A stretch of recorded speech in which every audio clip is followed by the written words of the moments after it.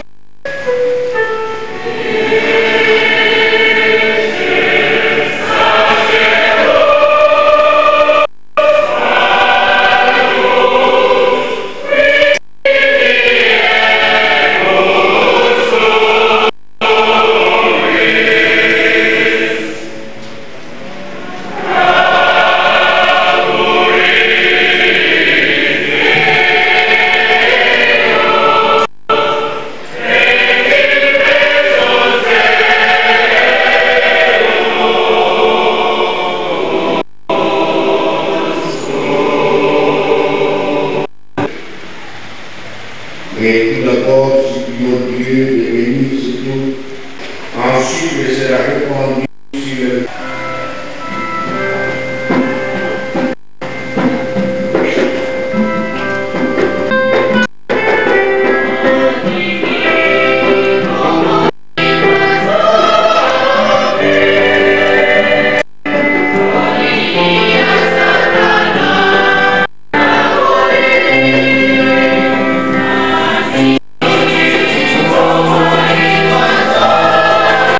Yeah.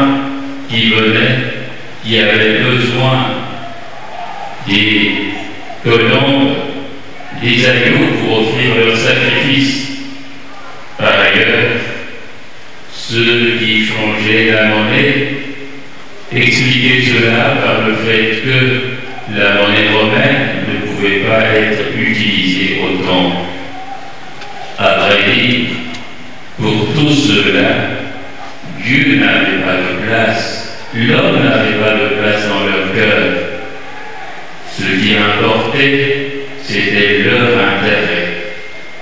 Et c'est cela qui scandalise. C'est cela que Jésus désapprouve. Se servir de Dieu pour ses propres intérêts. Oui, Jésus adopte cette attitude pour couler un enseignement important et plein de signification. Au-delà donc de ce geste, il nous faudra voir ce que Jésus voudrait nous apprendre. Garder et faire garder la sainteté du lieu du culte à Dieu, maître de l'histoire et de l'univers. Car détruire ou profaner ce lieu, c'est offenser Dieu. Et quand on offense Dieu, on offense également l'homme qui est créé à l'image de Dieu. Aussi, dira-t-il, ne faites pas de la maison de mon Père une maison de trafic. Ces apôtres se souviendront de cela. Ils se souviendront de ces passages de l'Ancien Testament. Le zèle de ta maison me dévore. Oui, le zèle de la maison du Seigneur dévore le Christ, parce que, en défendant Dieu, on défend aussi l'homme. Et quand on ne défend pas Dieu, on ne défend pas non plus l'homme. Chers frères et sœurs, comme Jésus pour le temple, nous avons également éprouvé une grande désolation, une grande indignation, quand, dans la matinée du 19 février 2017, des actes de profanation ont été accomplis dans ce temple, dans cette église de Saint-Dominique. En effet, cette église a été vandalisée, profanée. Face à ce sacrilège, tous nous avons été concernés, indignés, profondément attristés, parce qu'on a porté atteinte à un lieu sacré, à un lieu saint. Oui, ceux qui sont passés ici cette matinée-là ont vu la grande désolation qui régnait ici.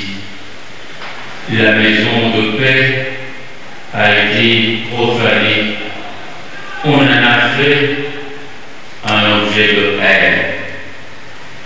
La maison où l'on vient pour trouver le réconfort auprès de la Vierge Marie, on en a fait un lieu de désolation. Oui, c'est cela l'image que tout le monde avait. Ceux qui ont pu voir la Vierge Marie avec une tête brisée.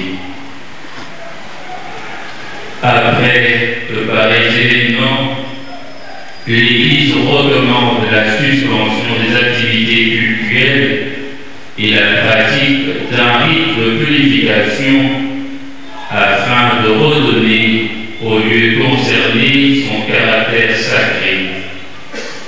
Ainsi, de même qu'une nouvelle Église est consacrée par une célébration eucharistique solennelle, une Église profanée retrouve sa dignité par une célébration solennelle de l'Eucharistie, c'est-à-dire par le mystère du Christ qui livre sa vie pour le pardon des péchés. Avant la réouverture de cette Église, au début de l'Eucharistie, nous avons vu le rite pénitentiel d'aspersion d'eau et nous avons prononcé une prière de réparation. Nous procéderons ensuite à la dédicace de ce nouvel autel. Nous soulignons la nécessité du respect de ce lieu sacré, de ces édifices et des objets le tabernacle, les icônes, les statues sacrées, les vases sacrés, le crucifix et les ornements liturgiques. Oui, je disais que de différentes manières, nous avions exprimé notre tristesse et notre indignation face à la profanation de cette Église. Ceux qui ont fait pensaient nuire à une communauté religieuse. Ils pensaient nuire à l'Église catholique, mais en fait, c'est le peuple congolais qui est offensé. C'est l'image d'une nation entière qui a été ternie. Mais notre réponse à ces actes ignobles n'est ni la vengeance, ni la haine. Notre réponse à ces actes, c'est le pardon. Oui, l'Église a toujours prêché le pardon et la réconciliation. Cette célébration est aussi une occasion pour nous, fils et filles de l'Église, de prier et d'offrir notre pardon aux auteurs de ces actes de vandalisme et de sacrilège. C'est en cela que se résument toutes les exhortations continuelles du Saint-Père François, de son représentant dans notre pays, son Excellence Monseigneur le Nonce apostolique, mais également les récentes exhortations que notre archevêque nous a adressées. Et nous saisissons cette occasion pour dire merci au Saint-Père pour son attention continuelle à l'égard de notre pays.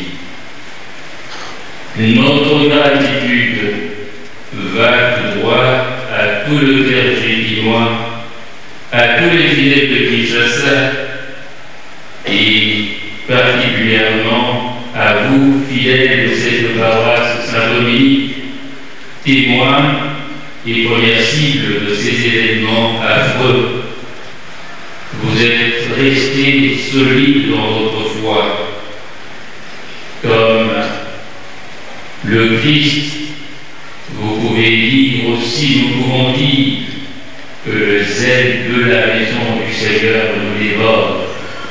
Et pour cela, rien ne nous séparera de l'amour du Seigneur. Ni la mort, ni la persécution, ni les tribulations, rien ne nous séparera de l'amour du Seigneur.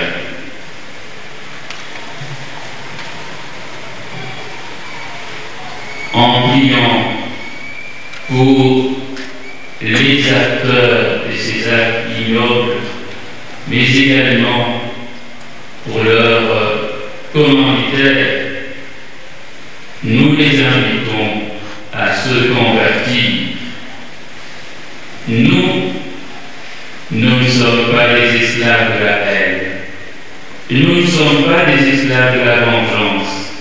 Notre prière est que le Seigneur, qui ne veut pas la mort du pécheur, mais sa conversion, que le Seigneur puisse raffermir notre foi et notre charité, qu'il convertisse le cœur des esclaves de la haine et de la vengeance, qu'il inspire des pensées de justice et de paix à ceux qui nous gouvernent, qu'il nous aide à respecter la dignité de la personne humaine créée à son image. Nous sommes en plein carême et nous nous approchons de la fête de la résurrection de notre Seigneur. La purification de cette Église acquiert ainsi pour nous une signification bien particulière en ce temps favorable de carême. Nous nous associons pour participer à sa victoire, la victoire du bien sur le mal, la victoire de la vie sur la mort, par l'intercession de la Vierge Marie, que le Seigneur nous aide à collaborer à la victoire du Christ, à être des témoins de cette victoire. Nous t'exaltons, Seigneur, et nous te bénissons. Toi qui as voulu, dans cet admirable dessein de ton amour, que le mystère de cet autel, préfiguré jadis de diverses manières, trouve son accomplissement dans le Christ. En effet, après le déluge, Noé, cet autre père du jardin, érigea un autel pour t'offrir un sacrifice. Il accepta, Père très saint, comme un parfum d'agréable pour l'agréable odeur, et qui renoua avec les hommes d'une alliance d'amour. Abraham, notre Père dans la foi, obéissant de tout son cœur à ta parole, et dressa lui aussi un autel, car il n'était refusé par Isaac, son fils bien-aimé. Moïse, à son tour, le médiateur de l'alliance en ancienne alliance, et construisit un autel. Il aspergea le sang de l'agneau, en préfiguration de l'autel de la foi. Par le mystère de sa part, le Christ a donné à tous ses figures leur achèvement, à la fois prêtre et victime. En montant sur le poids de la croix, il s'est livré lui-même à toi, Père, comme une offrande pure, pour enlever les péchés du monde, et enfin sceller avec toi l'alliance nouvelle et éternelle. C'est pourquoi nous te supplions, Seigneur, du haut du ciel, répands ta bénédiction sur l'autel qui a été bâti, qui a été sculpté en bois de notre pays. Qu'il soit pour toujours consacré au sacrifice du Christ, qu'il soit la table du Seigneur, où ton peuple viendra faire ses forces. Que cet autel taillé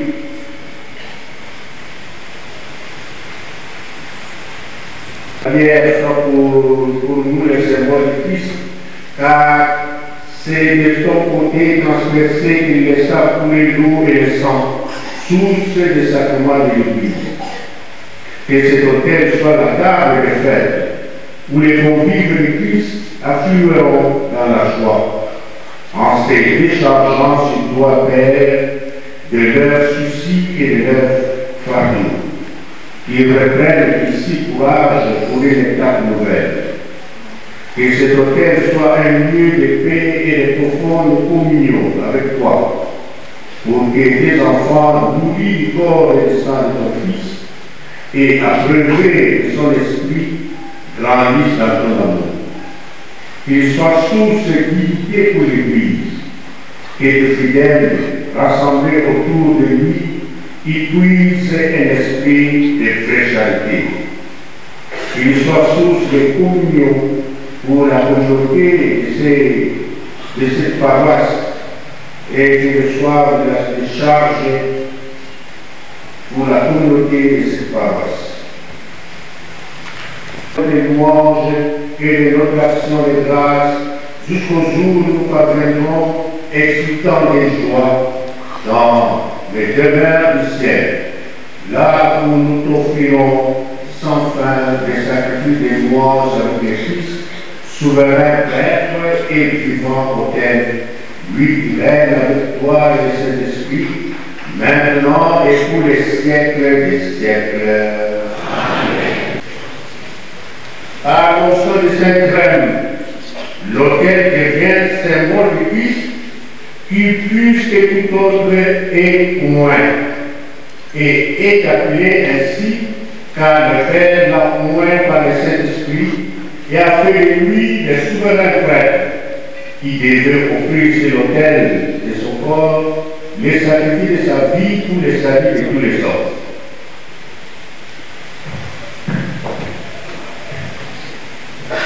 Dieu de gloire et de sainteté, toute croissance dans la foi et dans l'amour vient de toi. Comme c'est plus simple, va marquer cet autel, imprègne de ta grâce et de ta joie, les fidèles qui viendront ici pour unir au mystère de Christ, qui s'est offert à toi pour la vie du monde et qui règne avec toi pour les siècles des siècles.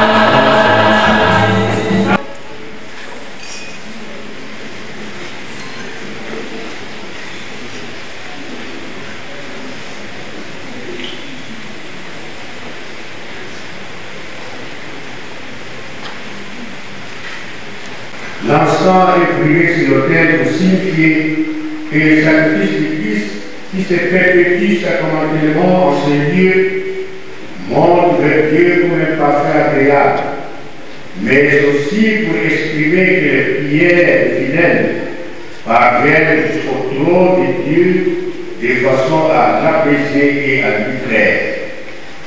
Nous avons cité Actes 8, 3, 4.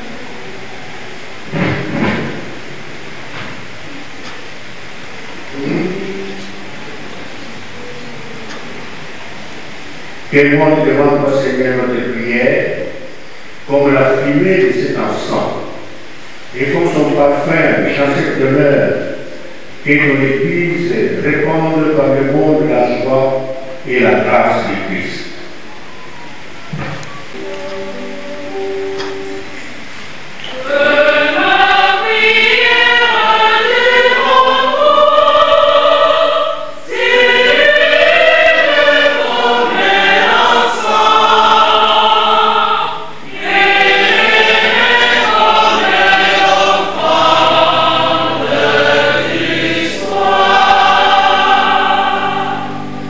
Yeah.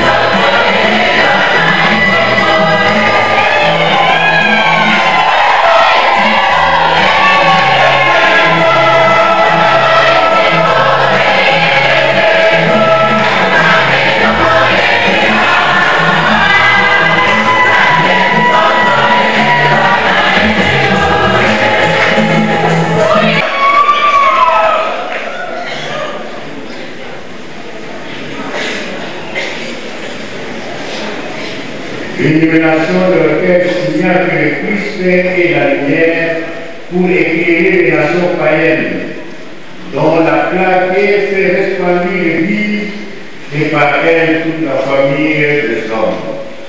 Luc 2, 31.